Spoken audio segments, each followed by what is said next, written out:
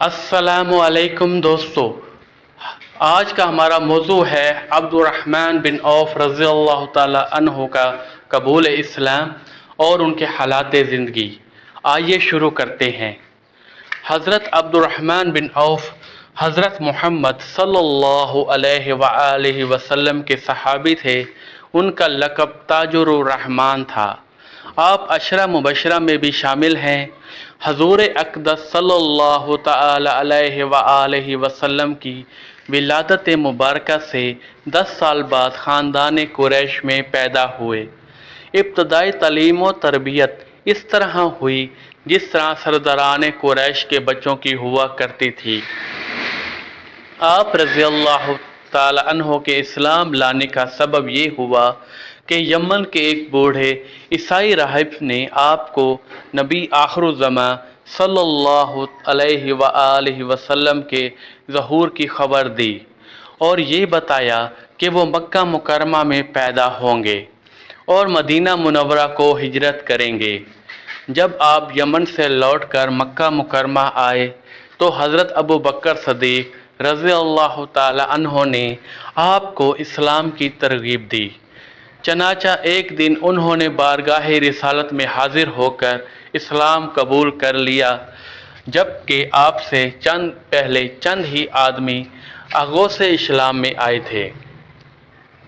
چونکہ مسلمان ہوتے ہی آپ کے گھر والوں نے آپ پر ظلم و ستم کا پہاڑ توڑنا شروع کر دیا، اس لیے ہجرت کر کے حبشہ چلے گئے۔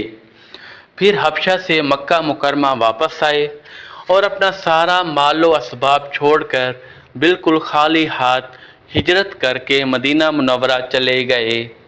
مدینہ منورہ پہنچ کر آپ نے بازار کا رخ کیا اور چند ہی دنوں میں آپ کی تجارت میں اس قدر خیر و برکت ہوئی کہ آپ کا شمار دولت مندوں میں ہونے لگا۔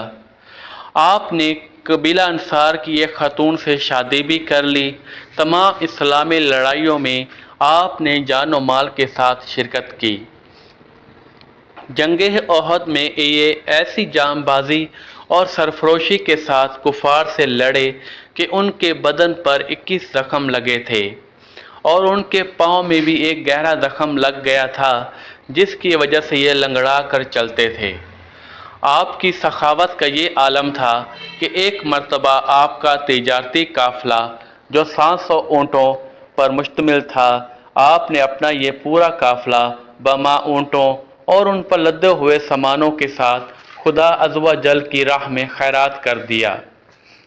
ایک مرتبہ حضور اکرم صلی اللہ علیہ وآلہ وسلم نے اپنے صحابہ رضی اللہ تعالی عنہم کو صدقہ دینے کی ترغیب دی تو آپ رضی اللہ تعالی عنہ نے 4000 درہم پیش کر دیے، دوسری مرتبہ 40,000 درہم اور تیسری مرتبہ 500 گھوڑے 500 اونٹ پیش کر دیے۔ بوقت وفات 1000 گھوڑے اور 50,000 دیناروں کا صدقہ کیا اور جنگ بدر میں شریک ہونے والے صحابہ کرام رضی اللہ تعالی عنہم کے لیے 400 دینار کی وصیت فرمائی اور ام المومنین حضرت بی بی عائشہ صدیقہ رضی اللہ تعالی عنہا اور دوسری ازواج مطہرات کے لیے ایک باغ کی وصیت کی جو 40,000 درہم کی مالیت کا تھا۔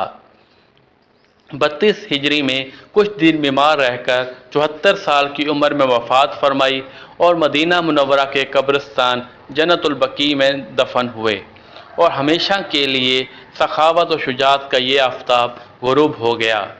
دوستو، یہ تھی آج کی ہماری ویڈیو، امید ہے آپ کو پسند آئے گی۔ آپ نے ہمارا چینل لائک کرنا ہے، سبسکرائب کرنا ہے، شیئر کرنا ہے تاکہ ہماری آنے والی ویڈیوز بھی آپ کے پاس آسانی سے آ سکیں۔ شکریہ۔